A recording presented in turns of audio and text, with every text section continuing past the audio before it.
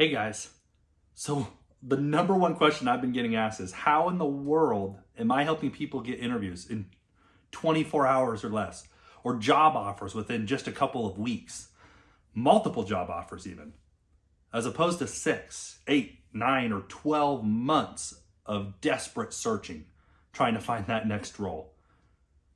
Well, I'm going to share with you a few tips of what it is that I do. One, as a resume writer, it is important to understand that you're trying to tell a story. You're not just listing bullet points. Of course, bullet points are part of it. You already know that. But Chris, why are my bullet points not working? So let's say that you're trying to apply for a leadership role, which most of my clients are, especially for 100 to 200,000 plus salaries. Now, if you want to become a director, you probably have been a senior associate. You then have become a manager, maybe a senior manager, and then a director or a senior director.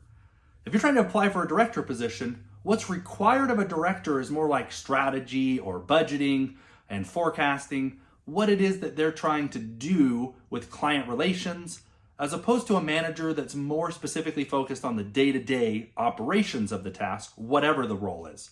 Their job is to manage the people and to ensure that things are getting done, with some forecasting. But how do you tell that story to make sure that you show that you're qualified for a director or senior director position?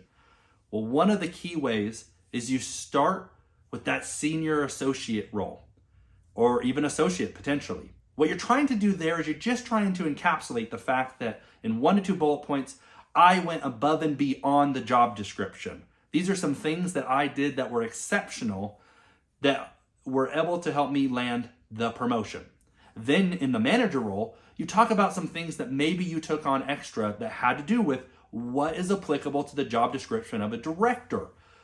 And so you're trying to showcase here that you've kind of been doing things different than your peers that have allowed you to excel in your career as a professional, but also that showcase that you know how to go above and beyond the job description and that you really are the most qualified person for this position. So let's say that typically they might be looking for 2 to 5 years experience. And you're like, well, I don't even know if I even quite have 2 years experience. Well, you probably do, but maybe not specifically as a director. But if the recruiter can quickly identify that you have been doing the things for the job description for 3 or 5 years, just maybe with a different title, this is how you're going to get interviews within hours or days of submitting that application. Multiple applications. And also remember that it's important that you're trying to tell the story from senior associate all the way through to director, that you're the most qualified person, and that you know how as a director to work with cross-functional teams, how to identify key market strategies to push the organization forward, especially in more senior leadership roles. You may have to be reporting directly to a vice president or an executive vice president, and their sphere is at a 40,000 foot level. How do you work well with people that really are so removed from the ground floor that you know how to assist them in their goals, in their objectives, and in the mission statement of the entire organization? And then, how do you know how to lead managers that manage people? That's really different than just leading individual contributors. Well, a few key things that you can identify for that is, how did you groom other people for leadership? How were you capable of making sure that you provided strategy for a 6-month or a year or multi-year faceted program to really ensure the best results, and make sure to quantify those results? 50 or so % of your bullet points need to have some quantifiable number, either a percentage or a hard value or a hard dollar attached to it. Numbers don't lie. And if you can present the right number in the right way, then this is how you capture someone's attention.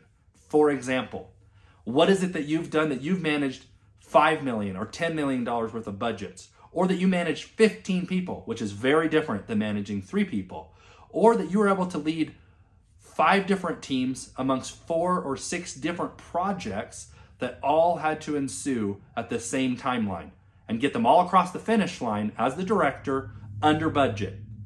Have you done that? If so, tell us about it in the bullet points. Then highlight those things in your resume at the very top. And then when you reach out to recruiters, make sure that your LinkedIn profile is really keenly aligned to your resume and that it all shows that whole story. You can have a little bit more liberty on your LinkedIn profile that allows you to develop a little bit more holistic picture of what it is that you've accomplished. Maybe add a few more bullet points or go a little more in detail into those bullet points about the how of what you were able to accomplish. So remember, when you're writing your bullet points and when you're describing yourself in an interview, what they want to know is how they can see themselves hiring you to fulfill the vacancy or solve the issue that they're having in their corporation. That's why they're paying $100,000 to $200,000 is to have an issue or a problem solved. You're the right person for that job. You're the person to solve that problem. How? Because I've done it in the past. I've done something similar. Let me tell you about it. I would love to show you what I'm capable of. And here's a few examples of how I did that. 2 to 3 minute stories that really highlight what it is that you've accomplished at work. What have your teams accomplished at work? And how did you help the mission push forward? And above all else, don't ever, and I mean never, I've almost been fired from 2 companies before. Don't ever talk bad about your previous employers. Try to always find the good in what you learned, even through bad experiences. You can always twist something and say, for example, my boss didn't give me a raise and told me you're not worth 1 cent. But what I learned from that is how to not treat other people. It would have been so much better if my boss simply could have just said, at the end of the day, we just feel that this role was really strict to these job responsibilities. And although you added value somewhere else, maybe I should look at helping you develop and to become a data analyst as opposed to a workforce analyst. And that will better suit your specific skill set that you now have that you didn't when you came to us 3 years ago. I would be happy to help make that switch to the other team. And we pay quite a bit more for that position. I think that you're qualified for that, and let me help you develop there. That's a lot better than saying you're not worth another cent. And frankly, we're not very happy with what it is that you've done because you went outside of your job description. Anyways, happy job hunting, and make sure to like, follow, and subscribe. If this was helpful, share it with some of your friends. See ya.